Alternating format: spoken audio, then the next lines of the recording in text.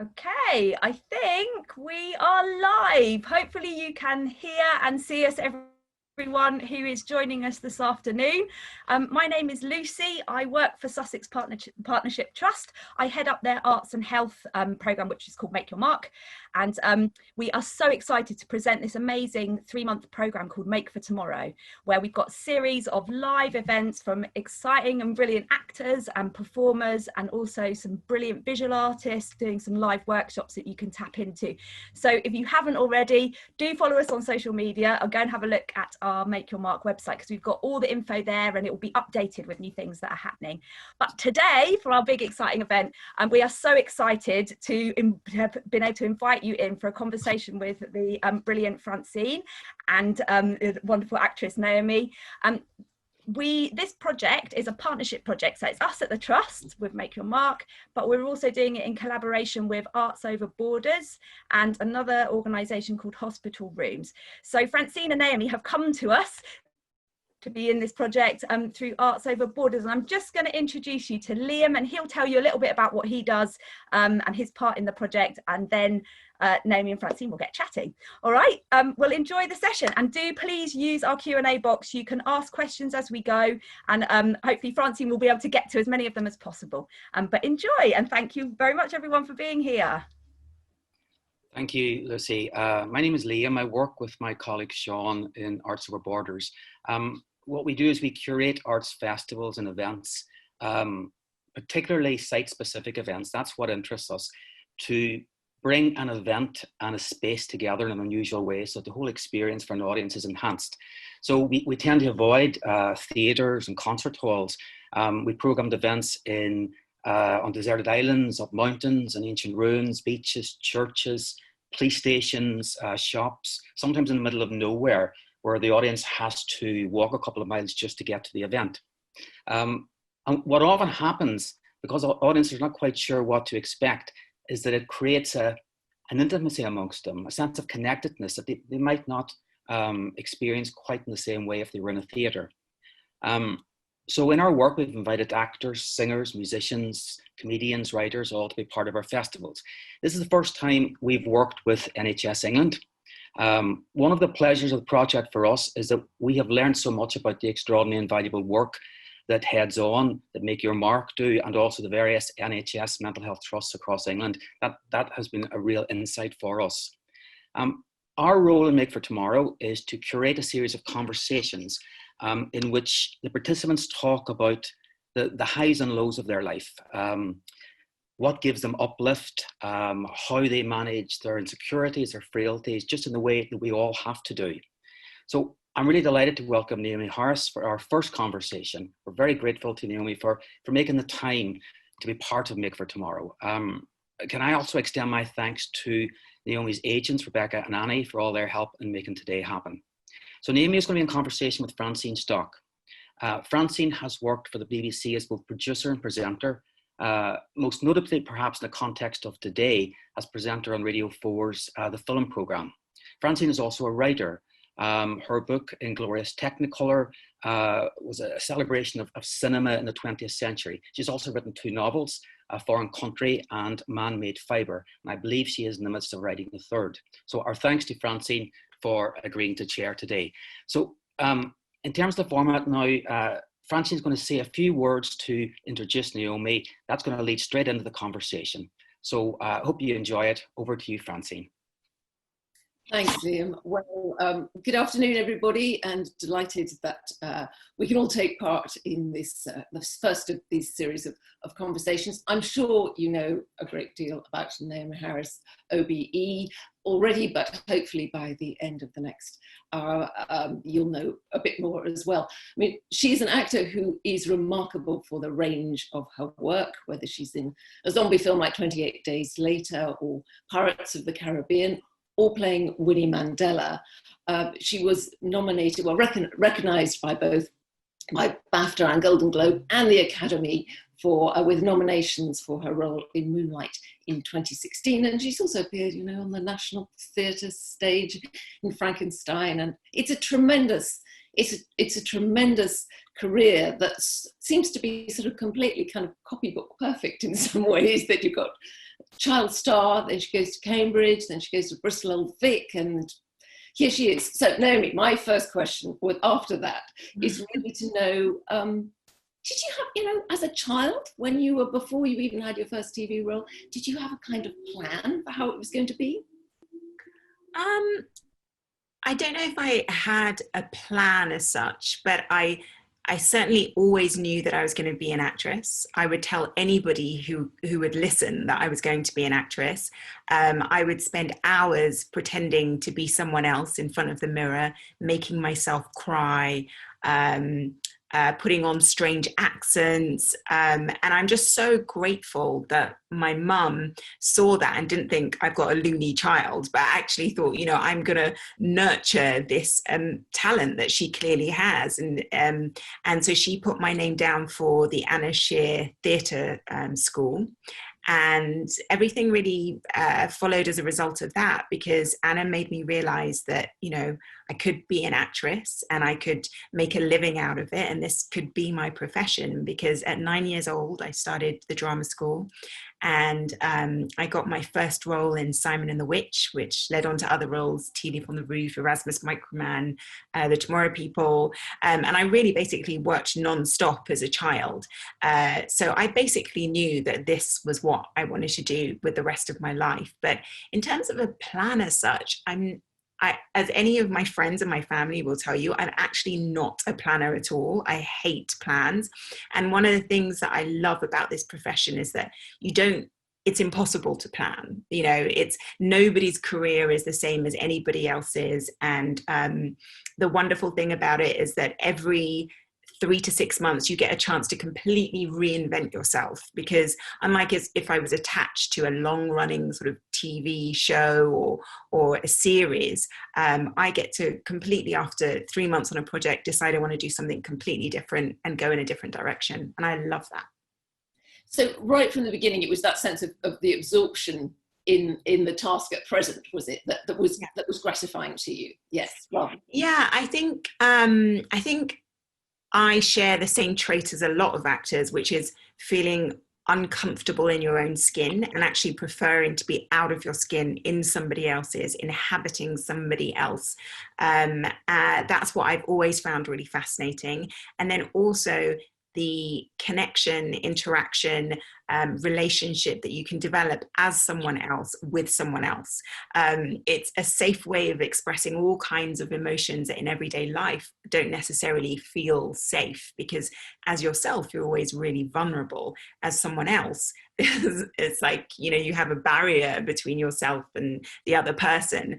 And so I love playing with that. I just find that really fascinating. And I love creating different worlds as well, imaginary worlds. And I love emotion as well. I love, you know, I find it fascinating, like what makes someone cry. I you know, because it's, I'm constantly using myself as an instrument, right? Because I have to work out what makes me tick to make me get into different states. And I find all of that so fascinating. But I mean, it's really interesting the way you talk about that now as, you know, something that you can see with the kind of maturity of judgment that is a process that you go through. But as you're growing up through your teens, I mean, you clearly kept up with academic work because you go to Cambridge, so you're obviously really good at that.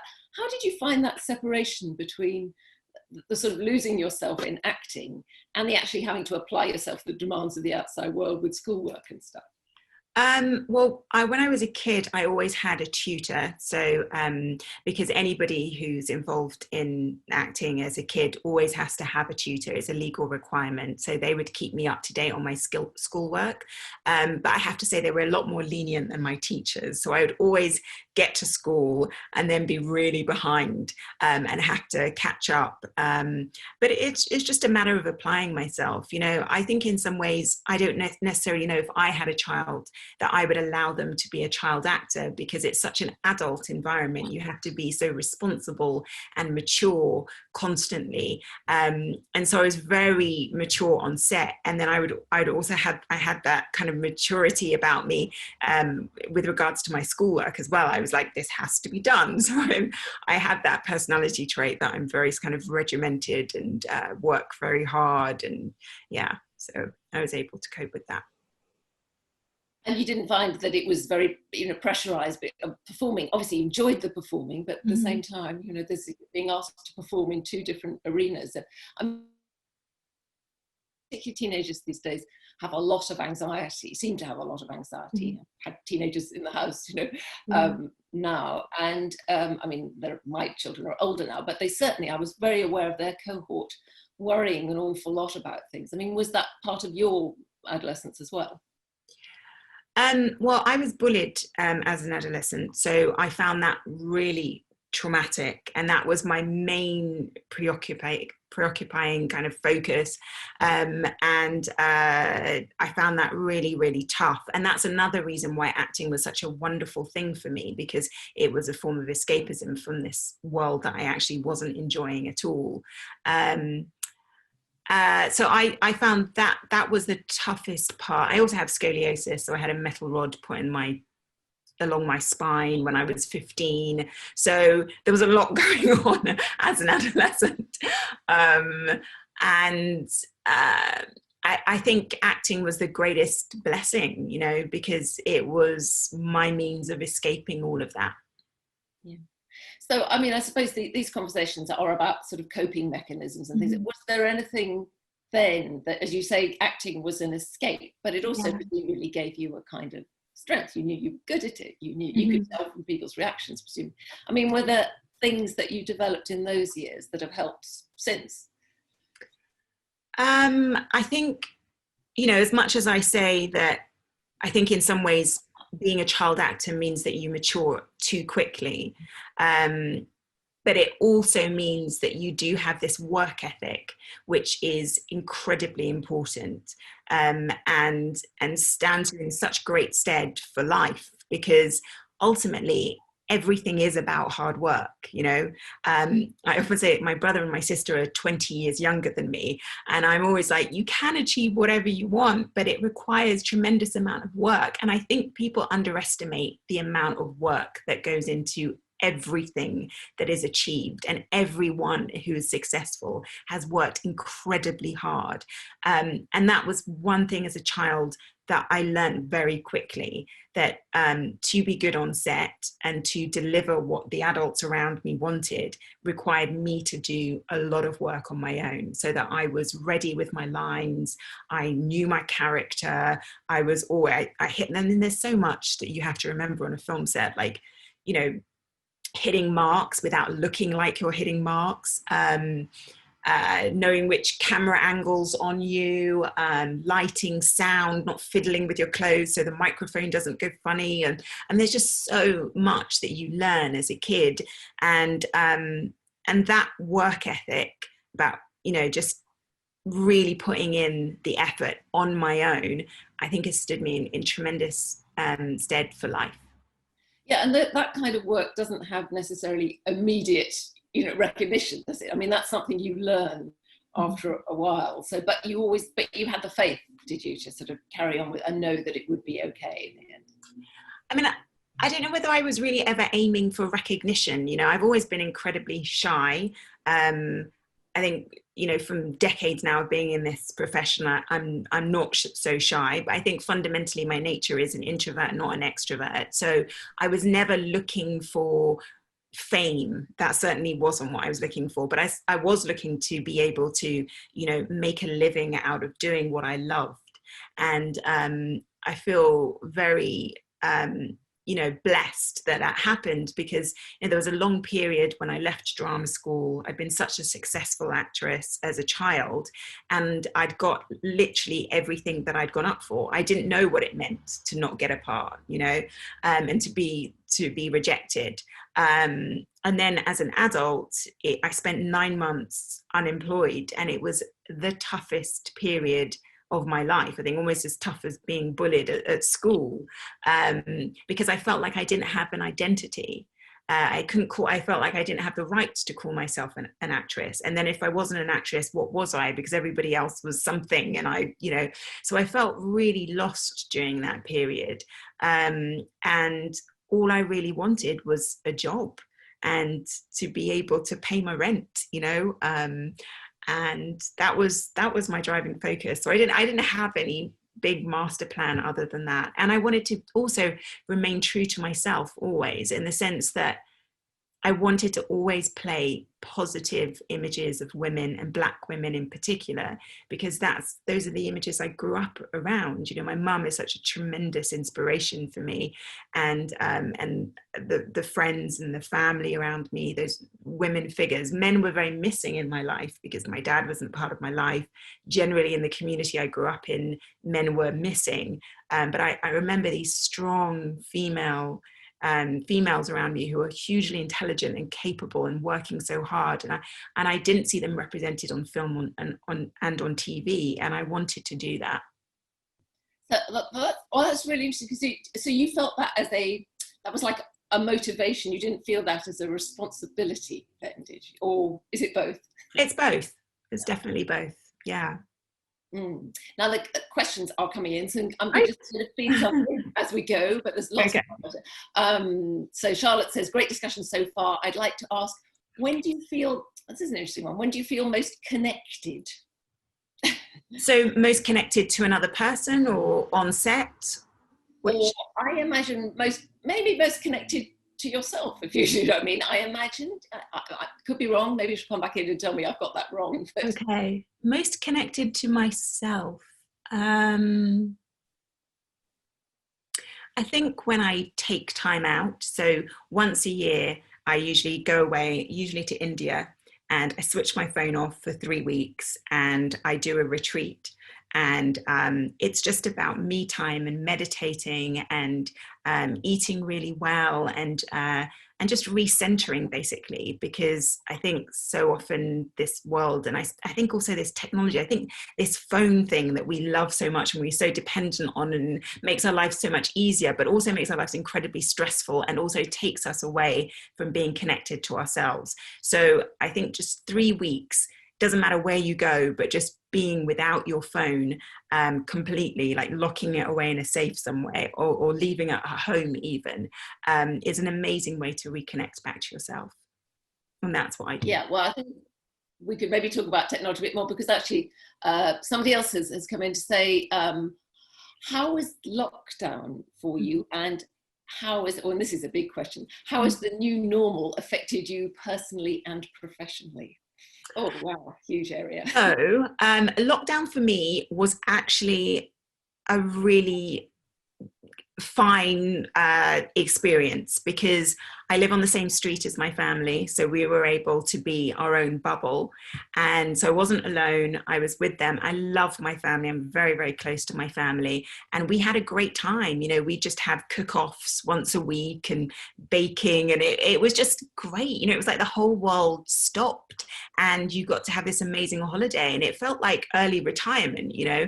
And I had so many sort of awarenesses, that things that I realized which were fundamental about my life, which I wouldn't have got the chance to realize if I hadn't had the opportunity to stop.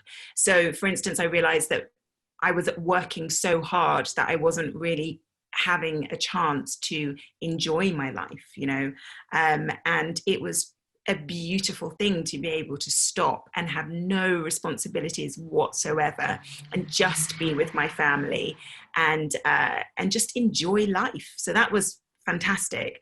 I have to say that post lockdown, I found it incredibly hard, because I expected life to get back to normal, and we have this new normal, which I find really challenging, because the masks and so on, I know they're meant to protect us, but they also seem like a way of sort of isolating ourselves, and not really being able to connect with another human being, and not being able to go out, hug your friends. And, you know, I'm a very tactile person, so I found that really hard. And in terms of professionally, it's been really tough. You know, I was supposed to start a film in August, then it got pushed back to September, and now they're saying they're hoping for November. But who knows, you know, if we have a second lockdown, what will happen? And so many of my friends are like that. They've, you know, found it really difficult. The film and television industry has been hit incredibly hard by the virus, because we have so many people on a film set. There's the 80 to 90 people on a film set at all times, and it's really difficult to make that kind of a safe space for everyone. Yeah, and I suppose it adds that extra layer of uncertainty to a business where you were saying that, it's exciting not knowing what you're doing in 3 months. Yeah. On the other hand, it now adds a rather sort of sinister level on top of that, doesn't it? Yeah, for a lot of people, I think, yeah, and it's incredibly tough. People are having to take jobs in professions that they were never, actors who are now drivers, or it's a very tough time. Yeah. So I mean, obviously, because tend to be more film than theatre. I mean, for theatre actors, of course, completely at the moment, it seems so difficult to know how that kind of performance can. I mean, is it important to you to get that sense of feedback on set? Do you get the sense of feedback from the people on set? I mean, how do you know if a take's been good? For me, it's not about other people's reactions. So it's all about how I feel. So, and what I'm aiming to feel is connected and totally in the moment. So I always remember when I was at drama school that one of the exercises we had was that we had to go out onto the downs and jump around and physicalize every word of a Shakespearean speech. And then we had to come back into, our drama school and perform it. And it was the most present that I've ever felt, because I didn't feel as though I was acting. I didn't feel as though I was remembering lines. I felt like that they were just being channeled through me and I was just delivering them. And I feel like in my career, that's the feeling that I'm always chasing. And when I have those moments, and they're very, very rare, but when they happen, then I know, I've got it. Because ultimately it's about losing myself and being of service to the character. So if I have that feeling, then that's what I'm doing. I'm doing my job right. Now, Rachel's wondering, this idea about how you stayed strong and motivated, going back to that period when you were unemployed, immediately after drama school. How did you stay strong and motivated? How did you keep, the faith that work would turn up? I mean, I don't know if I did really stay strong and motivated. I think I found it I found it incredibly hard. And I did lose the faith many, many times. I am incredibly lucky because my mum has always been like my biggest supporter, my biggest champion, and she's always believed in me. So when I have those dark moments, I always go to my mum and she's like, of course you're going to be successful. Of course you're going to achieve that. She believes in me way more than I believe in myself. So I would say that everybody needs at least one champion in their lives. So when they're having those dark moments, they can just go to that person and get bolstered again. And that's what my mum did for me. Somebody else is wondering whether you have any other, as if there would be time, but if you have any other creative outlets apart from acting, which just generally help with your well-being. So I'm very excited because during lockdown, so I have this friend, Afua, she's a journalist, and she has been telling me for the longest time, you can write.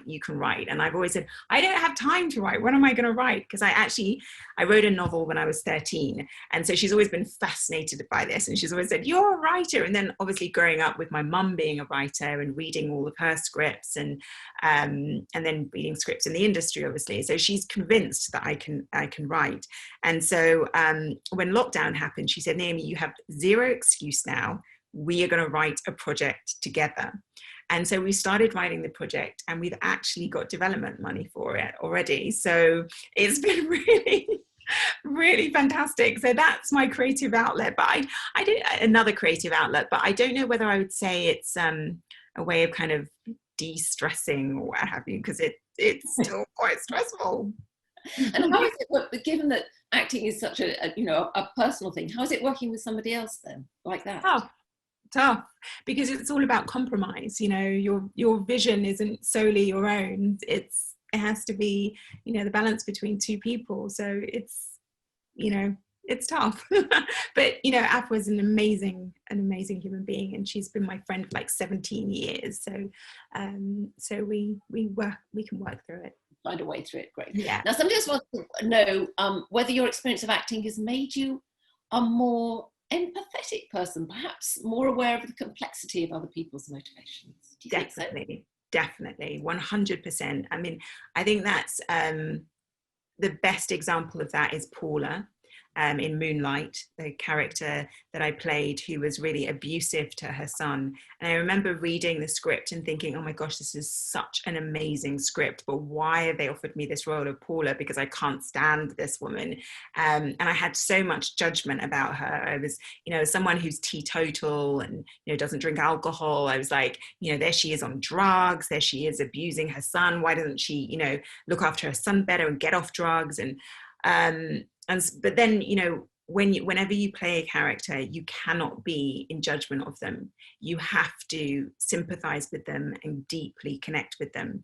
So I had to go on this whole journey to get over my judgment and really explore what could be in Paula's history to make her the way that she is. And what I discovered from, doing a lot of research and watching a lot of interviews with drug addicts was that and particularly crack addicts, because that's what she was, I found that every single woman that was a crack addict in their interviews talked about sexual abuse as a child.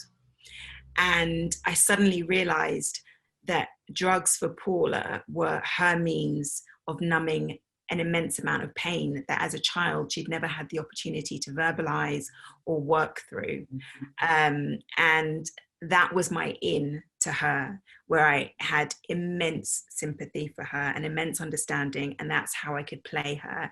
And then it just, for me, it was like this awakening moment when I was like, my gosh, you can't stand in judgment of anybody, because everybody has their pain and we're all dealing with it in just very different ways. And we've all had such incredibly different upbringings as well. We haven't all had the same resources. We haven't all even had love in our lives as children.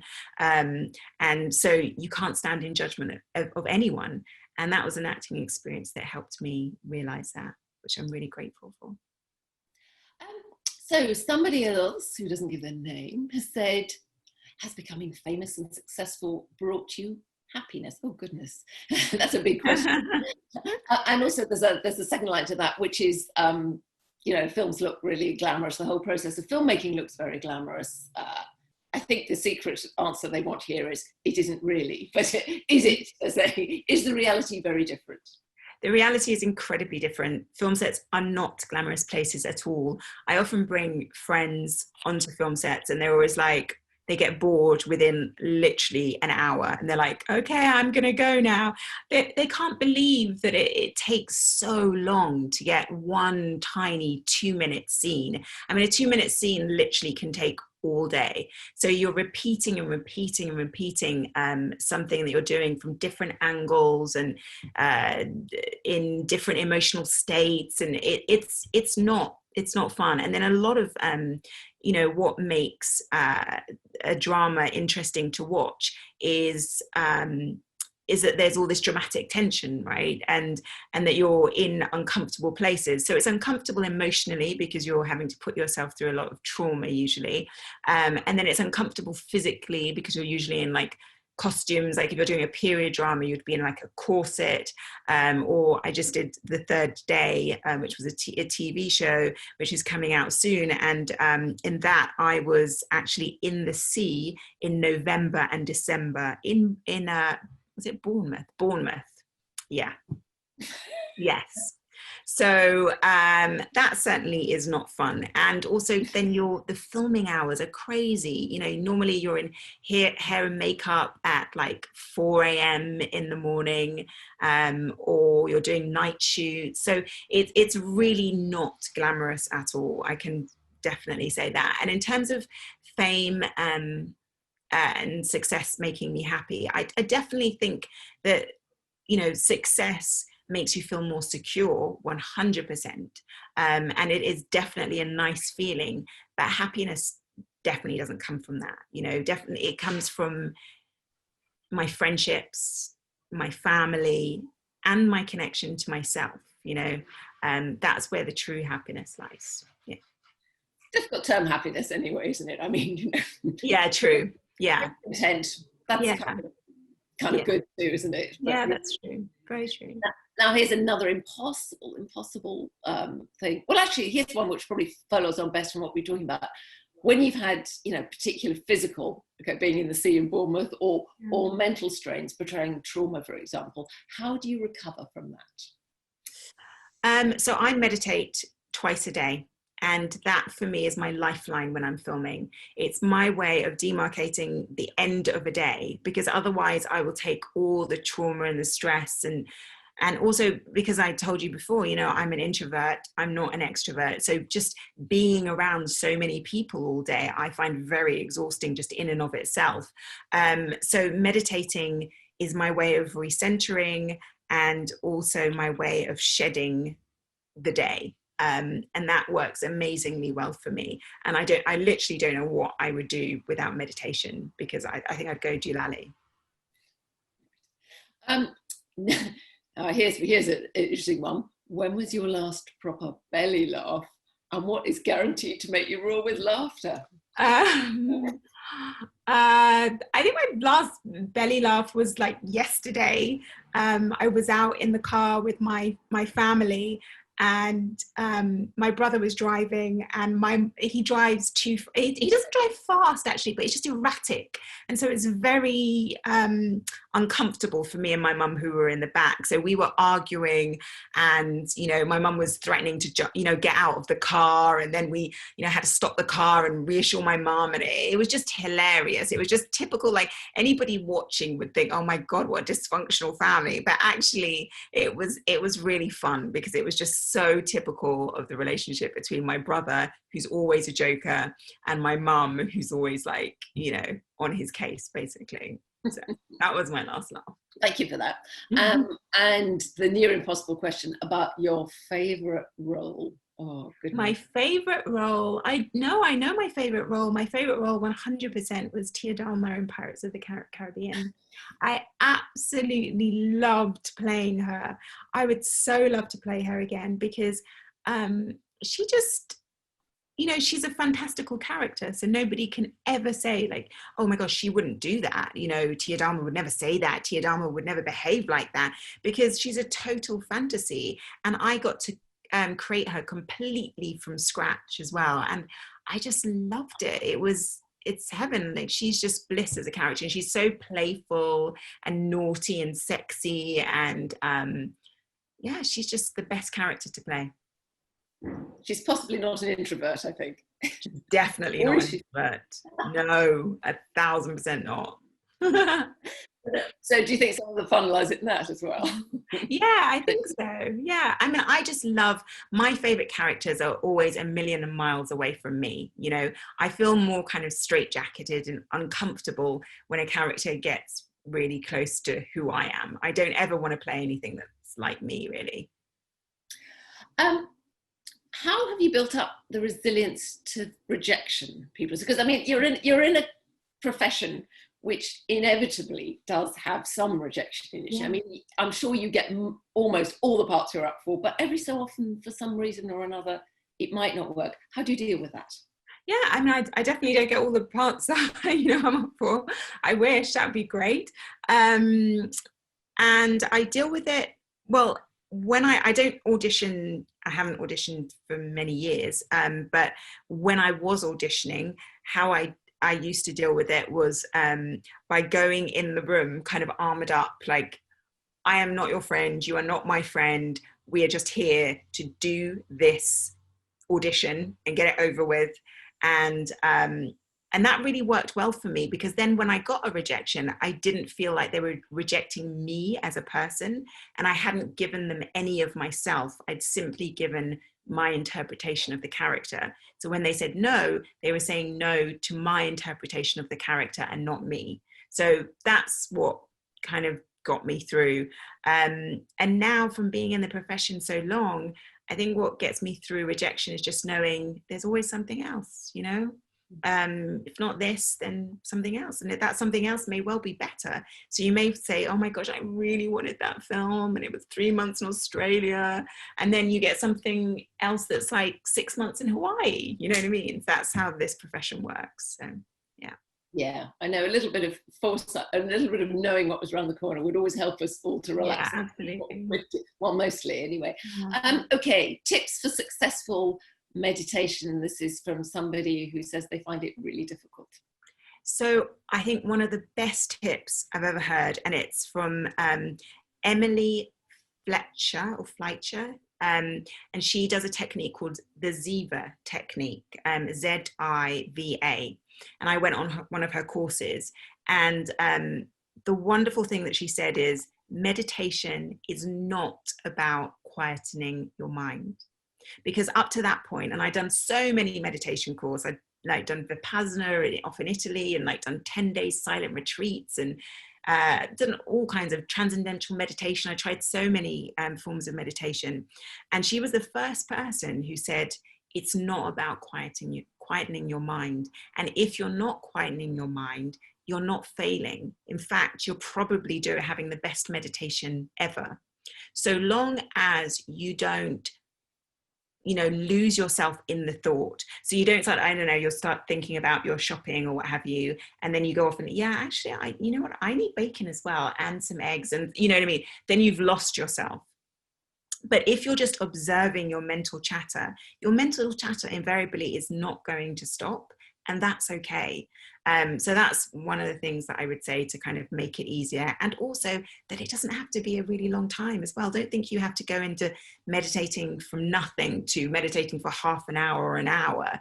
It's not necessary. You can start simply with just 10 minutes of being quiet with yourself, observing your breathing and observing your mental chatter. You're doing amazingly. If you can schedule that in every day, that's brilliant. And honestly, that 10 minutes will start to make a tremendous amount of difference to your life. Great, but it's not a performance sport, meditation. It's a thing that grows with you rather than, you don't feel you have to get it right immediately. Well, that's the thing. There is no getting it right. That's somebody else may have 2 thoughts in 10 minutes and you may have 200, and that's okay. Great, thank you for that. So there are, here comes a question from Luca, which is actually very kindly says it's possibly for both of us. It's a question around home and the role of art creativity within our home space. Whether that creates a safe space somewhere which welcomes us and hugs us every day. And Luca's asking you to describe what one of the artworks on your background means to you. That's so interesting. This artwork means absolutely nothing to me. It's literally, so it was kind of a placeholder when I was doing up my flat, because I didn't have any artwork on the walls, and I just thought, I'll just get these, sorry? Birds. Yeah, I'll get these birds and then I'll replace it with something better. 7 years later, they're still there. So yes, I'm sorry. I'm sorry, they don't actually mean anything. But in terms of my home meaning something, it's incredibly, incredibly important to me. I'm a Virgo. I'm such a homebody. I spend all my time at home. If I could never leave home, I'd be very happy. I think that's why lockdown suited me so well, actually. But I've always really struggled with this sense of home, which is one of the reasons why I live on the same street as my family, because I've always felt like I've never really found my home. And my home is definitely I definitely feel at home when I'm with my family. But obviously now as an adult myself, I'm hoping to be able to replicate that sense of home without my family being there. But I think for me, where I feel most at peace, most centered and happiest is in the countryside. So I am hoping to move out, but it's a difficult wrench from my family being so close to then suddenly being over an hour away from them. But that's the plan. That's the plan. But home is important. Home is a kind of refuge, and a centre is really it's an oasis, especially when life is so full on and hectic, and there's so much movement in my life because I'm usually constantly traveling, and so it has to be a place that you enter in and you immediately feel like, I can let all that go and I feel safe.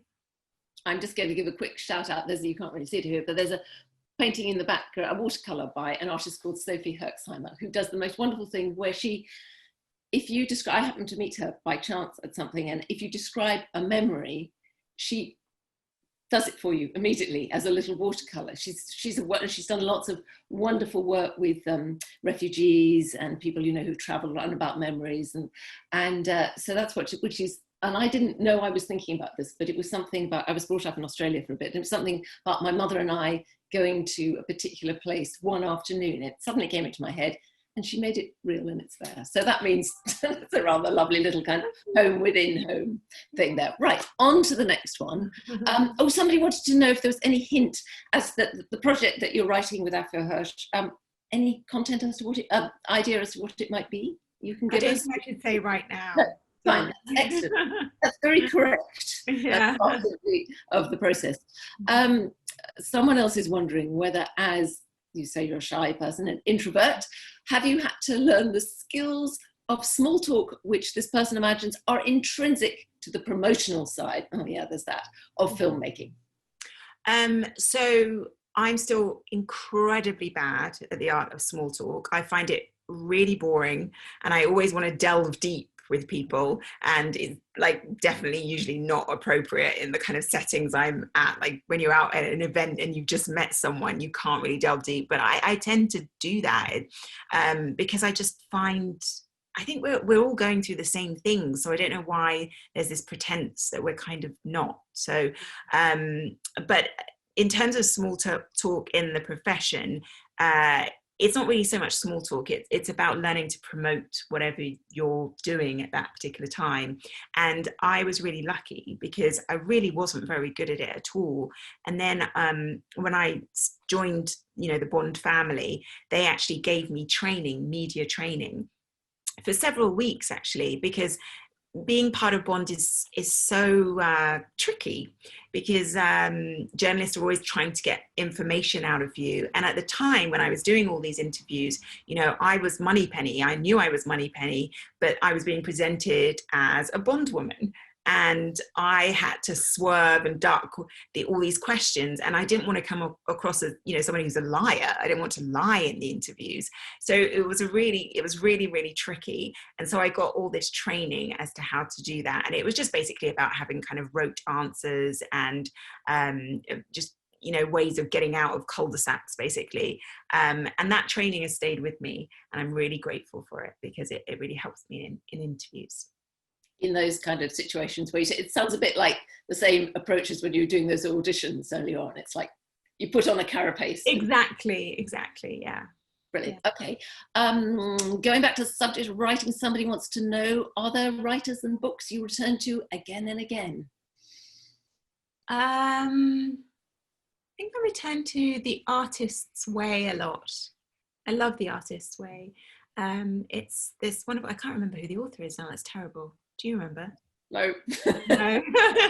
It's an amazing book. If you're creative, then it's a way of recapturing your creativity. So in every chapter, the author, who is a woman, whose name I can't remember, but she'll give you a different exercise to recapture your creativity. And one of the main ways of doing it is by doing these morning pages, they're called, whereby you just write a stream of consciousness and don't edit yourself at all, and just write about what you're going through, what's on your mind, anything. And if you're feeling like I can't write, then you just write I can't write, and amazing things come out of doing those morning pages. Like that's one of the reasons why I started going to India actually. I was writing my morning pages, and what came up for me was like, I really need a break. I just need to get away, and I want to detach from my phone. And literally I wrote that, and then two friends within 2 days had mentioned a place in India that they really loved and they thought would be really great. They weren't selling it to me actually,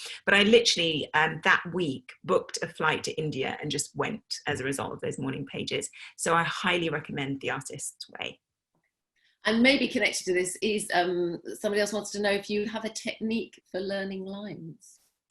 My technique for learning lines is really old-fashioned, and my friend has told me that there's a new way of doing things. There's actually an app now where, because what I used to do was like read everybody else's line and then leave a space for my line.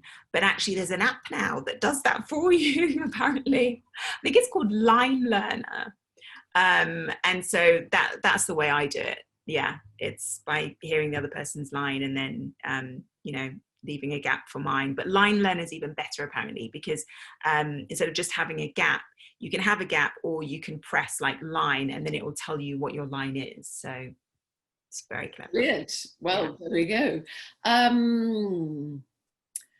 Okay, somebody's interested in the Hollywood lifestyle, whether you liked it, Los Angeles in particular.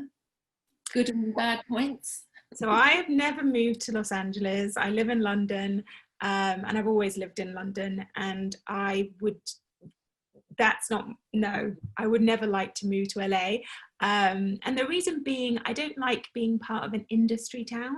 So I am an actress, but I don't talk about, like, you know, within my friends, my family, I don't generally talk about acting at all. My family always really annoyed with me, actually, because they're just like, you know, you didn't tell us you were going to be on Graham Norton. You didn't tell us that this is how, you know, and it's because, like, for me, it's just my job. And then my life is very separate to that. I wouldn't like to be in a place where it's kind of all consuming and it's all about the industry and that's all everybody's talking about, because I think there's just a lot more to life than that, really. So no, I don't really have much to do with Hollywood, and I don't actually go to LA very often. I think, I don't know, it's been 2016 was the last time that I was in LA. And most films do not film in LA because they don't have the kind of tax breaks that other places in the States do. So like New Orleans has great tax breaks for filming. That's another place. Atlanta has great tax breaks. So those are the places I film, but I don't generally go to LA. Right, okay. Now, do you have a strict exercise stroke fitness regime? Definitely not a strict one. I'm really bad with exercise. And this was one of the great things about lockdown. I was so excited about lockdown because what happened was I did couch to 5K. Oh. And I did it with my friend who lives in Battersea, because obviously, we can't see each other, but it was just so wonderful. It was such great motivation because I sent her a picture saying, I've done my, I don't know, how many miles I'd run that day. And she'd send me a picture of hers, and we just motivated each other. And it was brilliant until we both did our ankles in.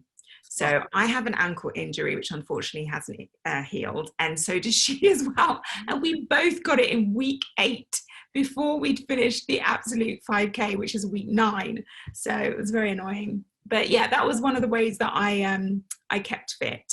And then I also do Pilates once a week as well, which I love. And the other thing I love is swimming. Yeah, great. Okay, thank you for that. Now, particular causes that are close to your heart, and why do they touch you personally? Any particular causes? So I love Find a Balance, which is a charity to help people with their mental health. But it's particularly people from ethnic backgrounds because they're disproportionately represented amongst people with mental health issues. And it was set up by a wonderful woman, Samantha, whose son actually had mental health issues. He had a breakdown and she couldn't get any kind of support for her son. And she is a woman with 6 children and not very much money at all. But she was determined to find a way to help her son. And she set up a whole program that helped her son get back to mental health. And now she uses that program to help other people, and other people volunteer to help her. So I'm very passionate about that charity. And I do a lot of work with them to help them because I really believe in them. And then another charity that is very close to my heart is the Intermission Youth Theatre, which is to help kids. I always say kids, but actually it goes up to like 21, I think the age is. to help young people find a way, from disadvantaged backgrounds, find a way of expressing themselves, and to take them off the streets. And they have an amazing non-reoffending rate, because a lot of the children, the young people, I keep wanting to call them children, but a lot of the young people who are part of the program have been incarcerated, but their reoffending rate is basically zero. So that's an amazing charity that I really love. And then also the Prince's Trust as well. You know, Prince's Trust is an incredible organisation which I do a lot of work for as well. Great, thanks for that. Somebody very helpfully, I was going to ask whether somebody would suggest the name of the author of The Artist's Way. Oh yes, Julia Cameron. Thank you. That's it. Thank you so much. Thank you, anonymous attendee. So, do you ever think, now, I mean, you know, you're so well known, particularly with Bond, so well known, do you find situations still where you can feel anonymous? Not really. No, not really. And is that a loss? It's a massive loss, yeah. And it's one of the things that I always never wanted to lose. And it was great for me for so many years, decades in this profession, because I was able to be very successful, but I also had my anonymity. You know, I could wander on, you know, go on the buses, the tubes, go anywhere, and people wouldn't recognize me. Or most importantly, meet somebody, say, at a friend's wedding who didn't know what I did. And that was really wonderful, because I'm meeting people without them having preconceived ideas about who I am. Moonlight changed that. That was when things completely changed, and I no longer can be anonymous. And yeah, it is a great loss. I think, you know, anybody wants to meet someone with a clean slate without them having a sense of who they are, because whatever sense you have of who I am is entirely wrong, really, because you don't know me. So yeah, I mourn the loss of that, but it's the price you have to pay for being successful. Yes. Well, it is, although in a sense, I suppose it's something that everybody is beginning to understand a little bit more with social media, and, you know, that this idea that people are forming an impression of you, which is probably completely different from the way it feels inside, is actually something that a lot of people are having to deal with. Yeah, absolutely. Yeah. And the great thing of putting your phone away for 3 weeks. Right. Do you get, ask somebody, much time for rehearsing with other actors before filming on set? Generally not, no. So like, for instance, going back to Paula in Moonlight, when I had that scene with my son towards the end of the movie where we have this reconciliation, I'd never met that actor before. The first time I met him was on set, when I was doing this big scene of, like, you know, I'm so sorry, son, that I've been such an awful mother to you. And that's usually what it's like, because there used to be a time, so when I first started in the profession, they would ask for like 2 to 3 weeks of rehearsals. But now, you know, time is money, so no one has that time anymore. So it's all very pressured, and there just isn't the time for rehearsals. So I think it's much harder for young people getting into the profession now, because you don't have the luxury of, you know, working with your fellow actors before you're in front of a camera. That usually happens straight away. Great. Well, we're getting near the end of our hour, so I'm going to squeeze in a few more questions. I mean, basically, this is sort of running together a number of them, which is basically to sort of reprise on the idea of lockdown and what you might have, you know, was there anything that you've discovered about yourself as a result of that, or things that you might have learned, or, well, we've had the new creative outlets, we know you're starting to write. So yeah, discoveries, lockdown discoveries. Lockdown discoveries were, I think, you know, what I said before, really, which was that I think I was way too, you know, unbalanced in my life, because it was so heavily focused on my career. And I think I was working too much and not having enough downtime where there was room for other areas of my life. And I think I'd neglected friendships and neglected spending time with my family as well. So I'd now kind of reprioritized and rebalanced things, well, at least now it's easy to say that because I'm still effectively in lockdown. So let's see what happens when, you know, the film industry opens up again. At least So you've got I've taken that in mind. And of course, the next Bond is coming up. When do we see it? November. November. This is very soon. Yeah. There'll be lots more appearances and all of those. Yeah. Okay. Well, I don't know because, you know, who knows? Yeah, exactly. Yeah. Okay, another great unknown. Okay, here's a question which we can just squeeze in here, which is, what advice would you give to young Black women entering the profession? So it's the same advice that I would give to anyone entering the profession, which is this profession rewards hard work. So do as much of your homework as you possibly can yourself. So if you're entering this profession as a writer, go and see the work of great writers, watch as many movies as you can, be the very best you possibly can be in whatever you want to be in this field. And there is no way, I truly believe, there is no way if you are talented and if you work hard that you won't be successful. I really believe that. So don't focus on other people as competition. Don't focus on this profession as being overwhelming and such a huge challenge and how are you going to succeed and all of those kind of questions. Forget about all of that. All you focus on is being the very best you can be and being true to yourself as well. In terms of, I mean, if there are some no-go areas, if there are some things that you never ever, some boundaries you never ever want to cross, know that in the beginning, you know, have that talk with yourself about what I'm willing to give up for this profession and things I'm not willing to give up for this profession, so that you're really clear about your boundaries entering into it. But honestly, as I said, I truly believe that if you work hard and if you're talented, you will succeed. Absolutely. There's enough room for everyone. I do believe that. Brilliant. Naomi, thank you very much indeed. It's been an absolute joy to talk to you. And I want to thank all the questioners as well. Yes, thank you so much. They were great questions. Thank you. Questions. And it was just really lovely for everybody to join in this. I'm going to hand back now, thanking you, Naomi, to Lucy. Hi. Yeah, thank you, Naomi, and thank you, Francine. That was just such a gorgeous conversation. And Naomi, thank you so much for being so open. I love the fact that you said you like to delve deep. Me too. I think it's really good. But all of us, we really appreciate the fact that you just spoke so openly and eloquently. Also, lots of wise words in there and good tips. And here's the book. I don't know if you can see it. Oh, you had it.